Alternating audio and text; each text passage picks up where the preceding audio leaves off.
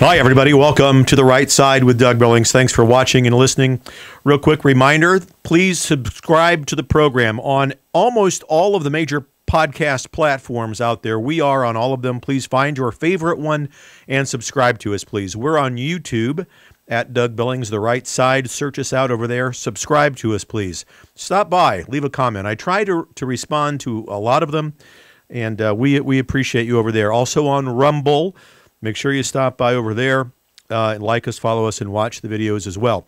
We've been named recently as one of the most outstanding up-and-coming conservative podcasts and videocasts in the United States, at least, and we're grateful for that.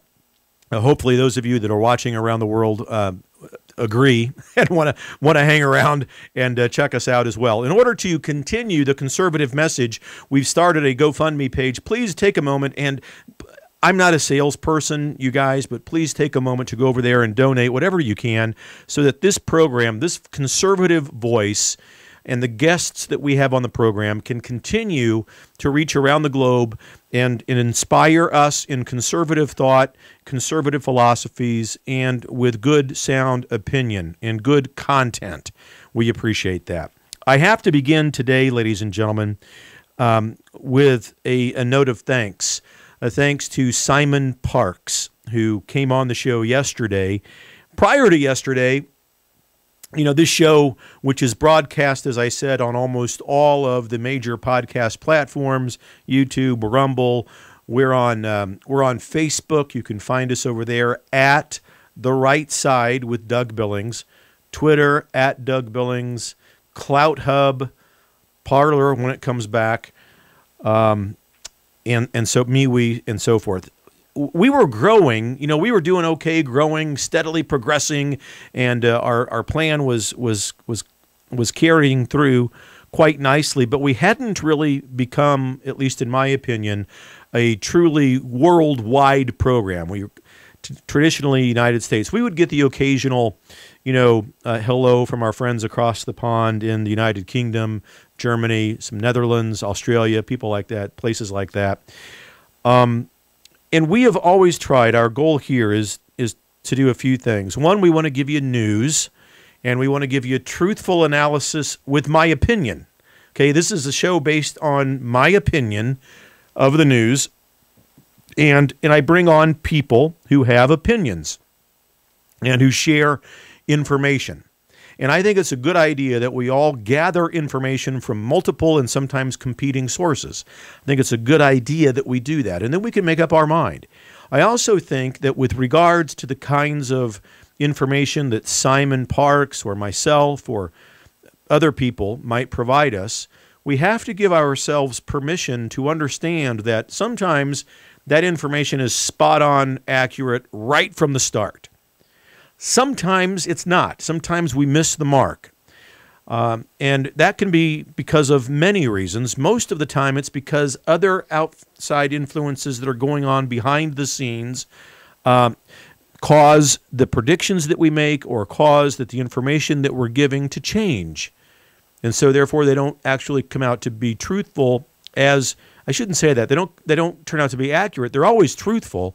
But because of things that change behind the scenes, the accuracy of them may change. And also, thirdly, there's the category of information that simply takes time to percolate in order for it to become a truthful, piece of information. So give yourselves permission to be patient, I guess. That's what I'm saying with this kind of information. But that's what we've always tried to do on this program. Give truthful news and analysis based on the host's, my opinion. And when we have guests on, it's their opinion sometimes, in fact, as well. So we also hope on this program that we come forth first and foremost with a godly presentation, with a presentation that's always rooted in the belief that our republic was formed and founded and driven and inspired by the divine providence of God himself, that the founders put it all together, and that prayer and meditation, reflection, journaling, spirituality, religion, faith in God, all of those are important attributes, not only to our republic here in the United States, but really to every nation around the world. So I've been, up till yesterday, addressing mostly an audience comprised of people who live and reside in the United States. I can tell you with certainty, because I've been in touch with so many of you since yesterday, I can tell you with certainty that Simon Parks will be back on this program, and I'm also going to have Charlie Ward on the program. Many of you know both of those gentlemen. They'll be joining us hopefully as early as tomorrow. I've been emailing back and forth with them, and we'll see if that happens. I'm 97.9% sure that tomorrow it will happen. So back to my note of appreciation to Simon. It was after his appearance on this show yesterday that I'm today speaking to a truly worldwide audience. And that's a monumental concept for me to grasp and wrap my head around. It's also, I view it as a responsibility. I recognize all of you around the world, and I'm thankful for the over 250,000 people who have watched the interview from yesterday. And that number, I can watch the clicker and the counter. It's just growing, increasing by every hour.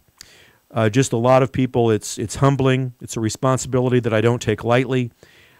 And I want to thank you. Thank you for all of that. Thank you, Simon. And thank you for all of you around the world who enjoy and trust Simon's word so much that you would honor me by spending 40 minutes on my show watching Simon speak with us.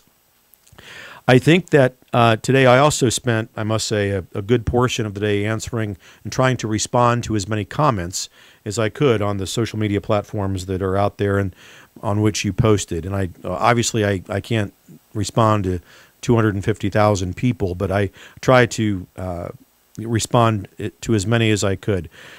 You know, since COVID hit, I have been on furlough from the corporate world, and I've prayed that I could make an impact and a living finally doing what my passion has been most of my adult life since the time I was in college. And that passion is this: everything that you see here in the studio, and everything that I do with you good people, that's my passion. And so it's with a sincere thank you to all of you who've watched, who've commented, who've followed, who've liked, who've subscribed to the program. Not only since yesterday, but since the beginning. Thank you very much. I don't want you to think that that honor is lost on me. It's a profound honor. I'm very grateful. And you know what they say, a grateful heart. Those people on this planet who are grateful are truly the happiest people on the planet. And today I can report to you most earnestly and honestly that I'm grateful. And I'm one of the most happiest people on the planet today. Thank you very much. So that's what I wanted to say before we really get into the meat and potatoes of the program today. So now, thank you. Thank you very much. Turning to the news of the day. When I was in that corporate world that I told you about, I was an executive in the HR field.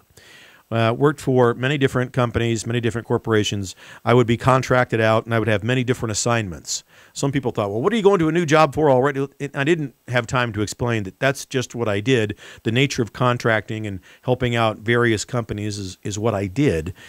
And when people would come into my office when I was in human resources, they would often have, issues with their employees, issue with the boss, issues with their schedule, whatever. As I assessed, sometimes the problems were much deeper and broader, but as I assessed those issues, if they weren't those world-crashing events, and if they weren't earth-shattering, if they weren't monumental life-or-death issues, I was famous in the office for saying this: let it be like water on the wing of a duck. Let that issue be like water on the wing of a duck. And of course, after getting the puzzled look, and you go, what are you talking about? I'm talking to you about my schedule. I can't make this work. Or I'm talking to you about how my boss is a jerk. And so I said, got it. Water on the wing of a duck, right? Any hunters out there? Any nature lovers? Bird lovers? The water rolls right off the wing of the duck. And I think there's a great lesson that we can learn from ducks. I think that what we see today in the news, for example, today in the United States at least, There is a sham, ridiculous second impeachment that has now been put forth and has been voted on and approved. President Trump has been impeached now twice. Okay, all right. Now, if it weren't for the fact that in this country the Democrats, no, check that, there are no more Democrats in this country. The Democratic Party of John F. Kennedy is long gone. We have now a conglomeration. We have a mix of communists and socialists in government on the left side here in the United States. Now, they still officially call themselves Democrats, but trust me when I tell you, they're not. We have commu-socialists. That's what I've called them. You'll get used to hearing that, and I hope that the term catches on. Commu-socialists. They're in the House of Representatives today, and they've voted to impeach President Trump for the second time. So let it roll off like water on the wing of a duck. I think that they've made it so ridiculous that it's not worth our time or energy to focus on it. We have to focus rather on the things that will have an effect on us, things that penetrate us, namely the commu-socialists themselves. Also, rhinos, R-I-N-O small s, Republican in name only. These people must be stopped along with the globalists who want to form this one world government, one world financial structure, one world economy, and then, of course, members of the deep state. Those are the things where our focus should be. The impeachment, it's a joke. Trump is going to be possibly gone, possibly not, possibly gone in less than 10 days. Now, here's the thing about President Trump. And you need to believe this. President Trump is going to be fine. Every action coming today, and in fact, every action that has come down from the commu-socialist since November 3rd, are based in and acted upon in a deep and real sense of fear that they have of that man, of President Trump. The commu-socialists are terrified of President Trump. With almost 100 million votes behind him and behind us on the right side, the good side, we are ready, willing, and able, or at least we should be, to reclaim the Republican Party in the United States as founded by Abraham Lincoln, as energized by Ronald Reagan, and now reimagined by President Trump. We have a duty and a responsibility to President Trump to act with determined patriotism. I've said that term in the last 3 or 4 shows. Determined patriotism. It's easy to say that we're patriots. It's easy to get on social media and spout off platitudes about patriotism. But to be a determined patriot in the real world, not on social media, to go to the ballot box, to vote, to realize that Trump has reimagined us. I'm going to talk about voting in a minute because I know right now, as soon as I said that, about 80% of you go, oh, but voting does us no good. It's rigged. Hang on. I'll get there. I'm going to talk about that. Trump and the Republican Party, we have now one of the best blessings that we've ever been given. And some of us are so frustrated and put off with the news of the day that we fail to realize it. It's the same thing about our lives. We have a pack of blessings on our back, every single one of us. But because of the muck of life, we don't always realize that. So President Trump is a blessing. God, the Republican Party, are blessings. We are the party of Trump. We are the party of God. We're the party of God's divine providence. The left isn't. The commu-socialists certainly are not. If you think a party that would burn America, topple statues, and incite fires and fear, arson, anarchy, rape, murder, if you think that's godly, you're not thinking clearly. They are clearly not the party of God, and they are clearly no longer an American political party. So let's not waste time letting our frustrations about people like Mitt Romney, Ben Sasse, Liz Cheney, Lindsey Graham, or any of the other rhinos fool us into thinking that the only way to beat them is to form a third party, because that is exactly what the enemy, Satan, wants you to believe. And if you believe that a third party is the answer, if you support that, if you begin to migrate towards a third party, you're going to condemn this republic to multiple decades of communist-socialist political victories. Exactly what the enemy wants you to do.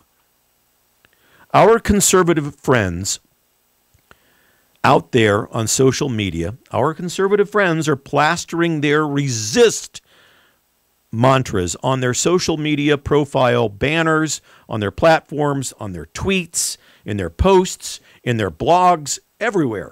Fine. Resist Biden. Resist the communist-socialist. Good.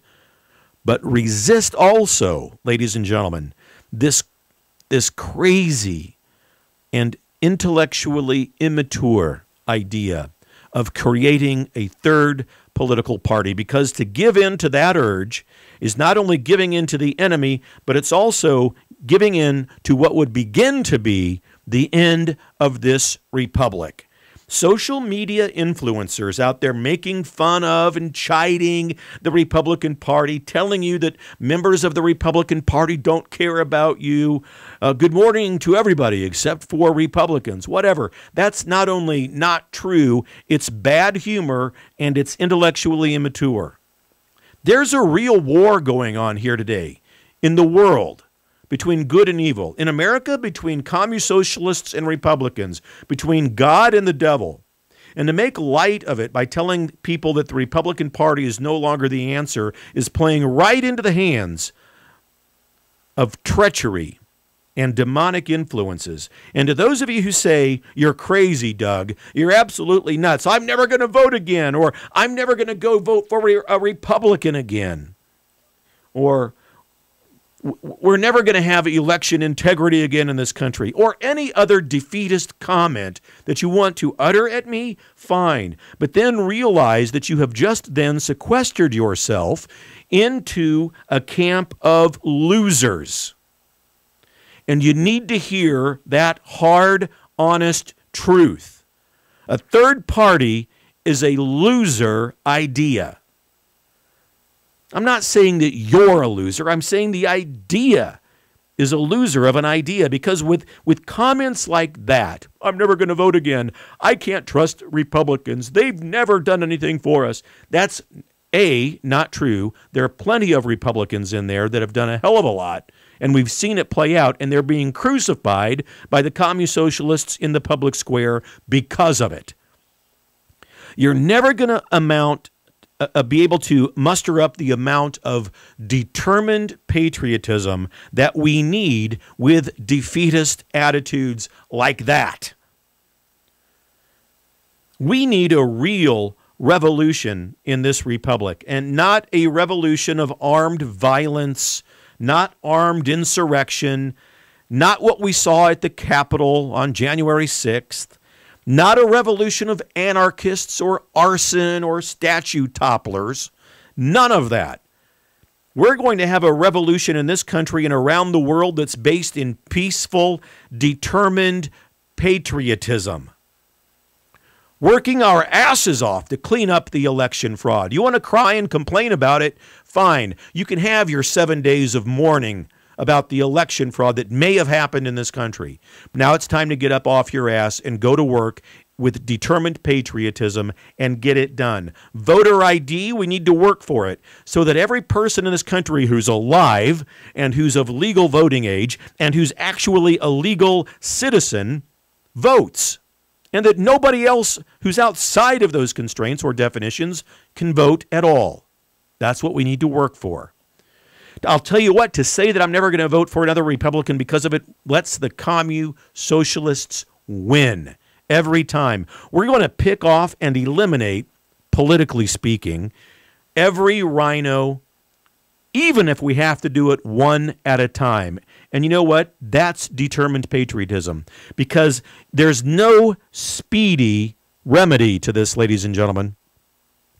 There's no speedy remedy. This is not going to happen in the next election cycle. It's not going to happen in the next 2 years. We're going to have patience and be in this for the long haul. I know you're frustrated. So am I. I'm frustrated beyond probably what I've ever been before. But we can't let our frustration take control of the way that we think. Don't tell me we're never going to win another election, Doug, if they are rigged. First of all, that's obvious obnoxiousism. That's just obnoxious. It's obvious, and it's weak. I get so many comments. They're all rigged, Doug. You talk about determined patriotism, but we're never going to win again with a rigged system. Obvious obnoxiousism. That's what that is. Act like patriots. Patriots don't whine and cry and complain about their problems. They find solutions. They go out and they work. They adapt and believe in determined patriotism to solve their problem. You think George Washington, in the midst of all of the trials that he faced, woke up and just said, it's not worth it. This is all rigged against me. I got no chance. Act like patriots, ladies and gentlemen. Please. I am not condemning you. I am trying to inspire you to get out there and do the hard work of patriotism. And you've got to give yourself permission to embrace this virtue, one of the most important virtues we have, of patience. And for many of you living in these times, not only in the United States, around the world, you see elections and possibly a presidency that has been stolen from a republic. It's difficult, I know, to talk about patience. But we have to talk about the difficult things, and we have to realize and give ourselves permission to believe in and to become comfortable with the fact that there is no speedy remedy to any of this. Our current state of affairs is going to be cured and remedied in time. And we've got to come to terms with that, my fellow patriots. The commu-socialists are not godly. They can't be. They hold no truths today. They didn't tell any truth at all today. For those of you that watched and took interest in the impeachment proceedings, there was no truth on that side being told today. They blame President Trump and the speech that he gave on January 6th as an example to illustrate this. Instigating insurrection is ultimately the charge against him today. And yet no one on the commu-socialist side of the aisle, not one person during that entire proceeding, quoted any part at all of President Trump's speech given on that day. And you know why? Because his speech and President Trump himself did not instigate insurrection that day. The mob did. And you see, the commu-socialists are allies of the mob. Never let a good crisis go to waste. Wait till some situation comes up and light the fuse. Last summer in the United States, it was the George Floyd incident. And an entire summer of riots, arson, looting, murder, rape, statue toppling, the cancel culture, all of that supported, financed, influenced by the Commu-Socialist Party. Hell, party elites of the Commu-Socialist movement bailed the anarchists out of jail, literally, and so did the celebrity class, so that they could go continue the carnage. That is not only non- and un-American, it's ungodly, and it's clearly not moral.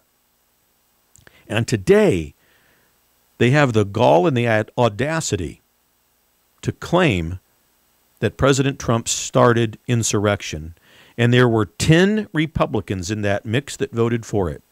Now, the good news is there's 200 and some odd Republicans that didn't. So all of you, again, who are saying the Republicans have turned on President Trump, not true, at least by virtue of the numbers, because it's a small minority, and will work with determined patriotism to get rid of that group of rhinos, globalists, and members of the deep state. And of course, when they don't mention the speech, the very item itself that they point to for the cause of the mob, when there's nothing in the speech at all that would give any indication that violence or a mob of violent proportions should act. You know, President Trump has done a couple of perfect things in his presidency. He's had a couple of perfect phone calls, as he's quick to point out, and he's had a perfect speech given on January 6th, and many others too, by the way. But the only reason the commie socialists are impeaching Trump today is, again, and I said this 4 days ago, and now the rest of the mainstream media is latching on to what I said. The reason they did it is because they are afraid of him, ladies and gentlemen, with a deep sense of wretched fear. That's why they are impeaching him. It is the political assassination of President Trump's career that they're interested in. You see, they don't want him to have a second term on January 20th. Whether or not that's possible, we'll talk about it, and we will, and we have, but they don't want that. And they clearly don't want him to run again in 2024. You see, it's fear, the only reason that they're impeaching him. And it's become a circus. It's been a circus for the last 4 years, but today specifically it's cemented in that. It's a circus. The only way that they can get rid of the guy, in their view, is to impeach him and prevent him from being able to run again in 2024. The assassination of a president's political career. Not talking about his physical life, all of you who might be running to think I'm saying and meaning other things. It's his political life that I'm talking about. What we need in the United States, and to my friends around the world, is a return to the belief, the sincere belief, and I think an unrelenting pursuit and an unwavering unification amongst the people of God. That's what we need. We need to find God in our lives again. He's never left, but we've just missed him. We've misplaced God. He's not misplaced us. We've got to support one another, each of us, in pursuit of this, primarily through prayer, since that's the most practical and powerful way to do it. Support programs, I hope you do, like this one, or whomever your favorite program and host are out there. Support them. Conservative voices have got to be heard. This is one of the remedies. Realize that we have a vacuum of leadership in the conservative movement across the country. You'll have people, personalities, say things only because they want to benefit their personality. We live in an age of personality. The real conservative folks out there will have conversations with you like this and encourage you to do these kinds of things. I'm ready to help fill that vacuum of leadership in the conservative movement, and I hope you are too. I think this voice, this program can do it, and with your help, with your blessing upon the program, and with the help of God, I think we can get there. We have to demand also, I think, a return to prayer. Before every meeting, before every dinner, before every outing, before every drive to or from work. It can be done anywhere. Prayer can. At church, at work. Like I said, during your commute to work, in the line at the grocery store, watching your kids play football or soccer, or baseball, whatever, on the playing field. You can pray right then and there. I think, prayer can be done by the side of your bed. And here's another way that I think prayer can be done, and we often lose sight of it. But let your life be a prayer. Let everything you do, every interaction that you have with human beings, with the world, with politics, let your life be a prayer. It could be powerful. It can impact your family, your children, your friends, your neighbors. And that's how it's done. That's how it's done. We do not, as conservatives, inflict our politics on other people. We live prayerful lives with determined patriotism. We work hard. We do the hard work of patriotism. We understand that prayer and God helps. In fact, prayer and God are the only way that we will survive. It not only helps, it's the way. But we also know that God requires us to take action. So take action and turn your life into a living prayer, a living testimony into what we believe on the right side. And then take a look on your back. Because right there on your back resides, I promise you, a pack of blessings. And they are abundant. Everything that you've been through in this life, the good and the bad and the ugly, the challenges, the adversity, the struggles, the failures, the false accusations, and the victories, the triumphs, the wonders and the joys of this world. Everything that's been given to you is a gift. It is a gift. And when you see these things, all of it, all of that stuff that I mentioned, the good and the bad and the ugly, you see those things as a gift, my friends, and you will become grateful. And as I said earlier, grateful people are the happiest people on the planet. Let everything else that you see, let all of the shenanigans of false governments, all of the nonsense of political parties that are now communist-socialists, let that be the water on the wing of the duck. Let it roll right off of you. Don't let it affect you. Forward, my friends. Forward. Hold the line. March forward. Okay? Good. I'm glad we got that cleared up. Please subscribe to the program. Please go over to the GoFundMe page and donate what you can so that we can continue this message. God bless you, ladies and gentlemen, and I mean that truly from my heart. God bless you. May his blessing descend upon you and those who you love. And by the way, when you pray and when you make your life a prayer, let's remember this, because this is how we are on the right side. Let's remember also, it's easy to pray for people in our lives who we love. It's easy to pray for our family members. Let's remember, on the right side, let's make a promise to each other that we will promise to pray for the people for whom we find it most difficult to love. Let's pray for them. And we will find that profound blessings will descend upon us. God bless you.